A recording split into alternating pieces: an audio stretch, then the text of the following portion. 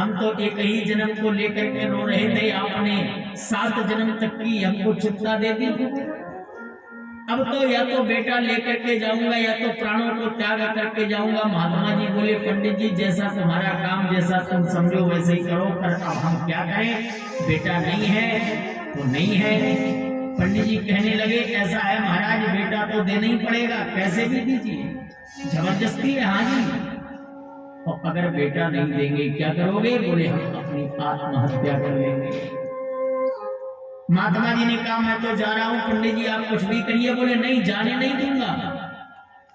तदग्रे तुम्हारे पैर पकड़ करके पत्थर में सिर पटक करके अपने प्राणों को त्याग दूंगा, और ब्रह्म हत्या का पाप आपको लग जाएगा। जैसे कहा महात्मा जी ने कहा, बात तो सही कह रहा है। मान लो कहीं पत्थर में सिर पटक करके इसने अपने प्राणों का त्याग कर दिया तो ब्रह्म हत्या तो हमें लगेगी, फिर क्या करें? बोले, ऐसा करो, इसे बेटा दे ही दिया जाए।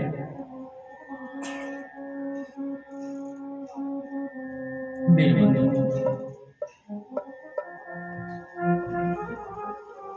जिसके जीवन में संत कृपा हो जाए तो जरूरी नहीं है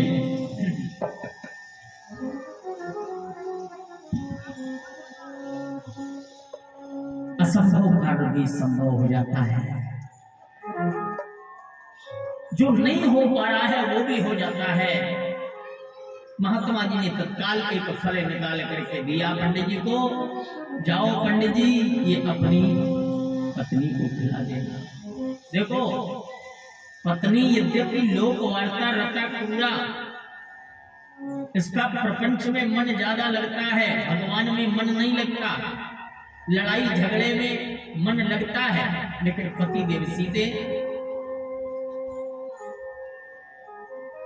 इस कलयुग में ज्यादातर महाराज ऐसे ही पाए जाते हैं।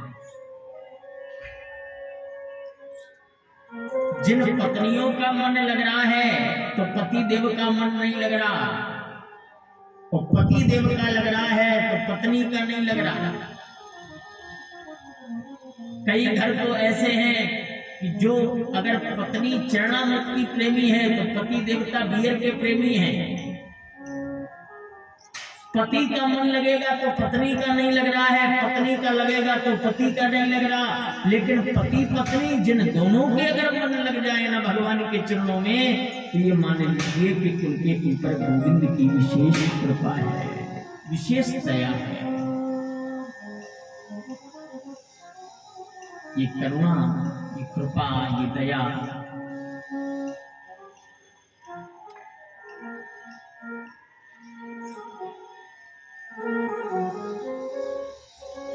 दया ऐसे नहीं होती है। पंडित जी को फल मिल गया, प्रसन्नता में अपने घर वापस आए, पत्नी को बुलाए और तत्काल फल दे दिया। लो जी, इस फल को पालो। और ये फल कोई ऐसा वैसा नहीं है, ये फल संत महात्मा का प्रसाद है, और इसको प्रसाद समझ करके ही इसका पान कर लीजिए। प्रणाम। बोले, प्रणाम में तुम्हारे बेटा हो जाएगा। आश्वासन दे करके धुंधली ने फल को ले लिया, पर उस फल को अभी खाया नहीं है। आश्वासन दे दिया,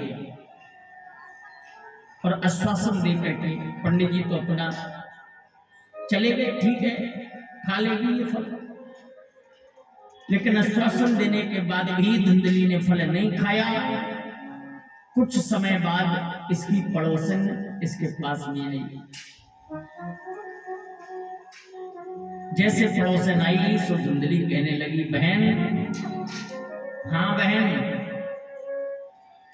हमारे पंडित जी एक फल लाए हैं, बोल रहे थे इस फल को खा लो तुम्हारे बेटा हो जाएगा। अब तुम ही बताओ, कहीं ये फल खाने से बेटा हो मैं? पड़ोसन कहने लगी,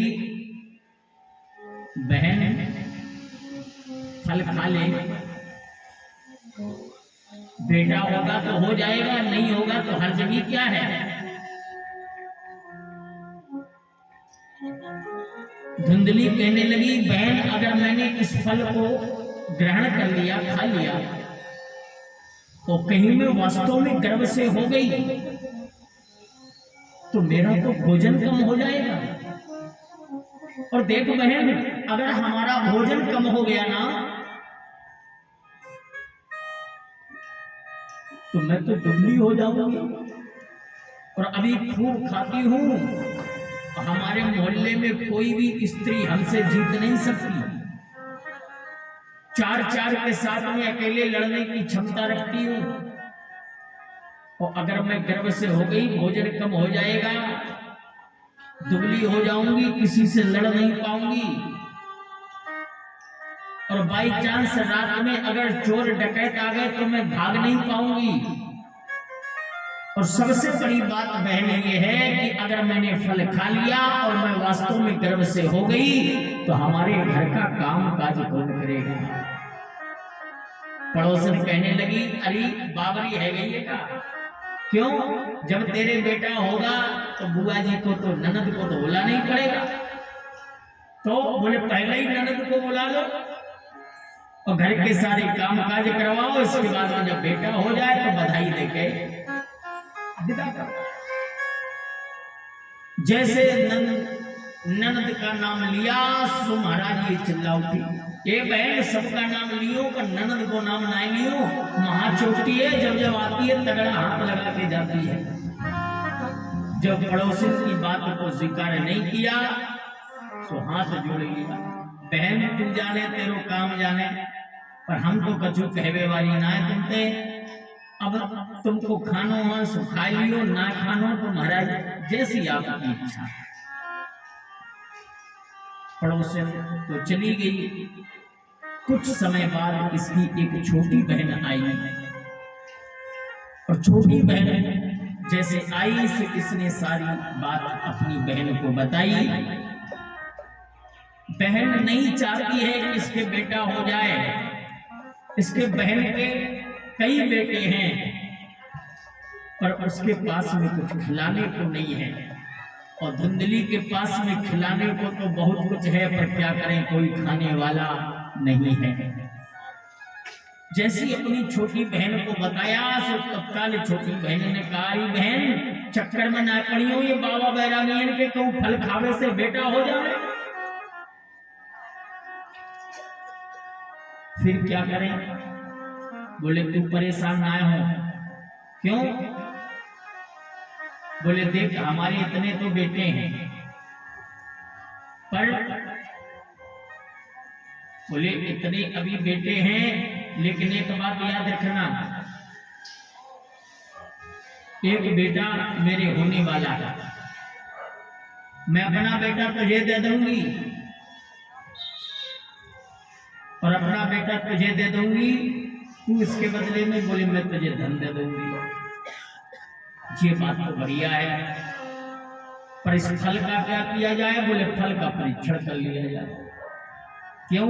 बोले ये फल गौ माता को खिला दो। फल को गौ माता को खिला दिया गया। समय बीता, इसकी छोटी बहन के जैसे ही बालक हुआ, उस बालक को धुंधली को दे दिया। धुंधली ने उस बालक को लेकर के अपने पति ब्राह्मण देव को दिखाया, है जी देखो ना आपके बेटा है, हमारे लाला ने जन्म लिया है। प्रसन्नता में झूम उठे पंडित जी, जय हो संत भगवान की। तो जैसे पंडित जी ने देखा कि लाला का जन्म हुआ है तो पंडित जी प्रसन्नता में नाचने कूदने लग गए। पत्नी से कहा, देवी बहुत ही सुंदर नाम रखूंगा। धुंधली कहने लगी, नहीं, प्रसव पीड़ा को हमने सहन किया है, बेटा हमारा है तो नाम भी मैं अपने से मिलता जुलता रखूंगी।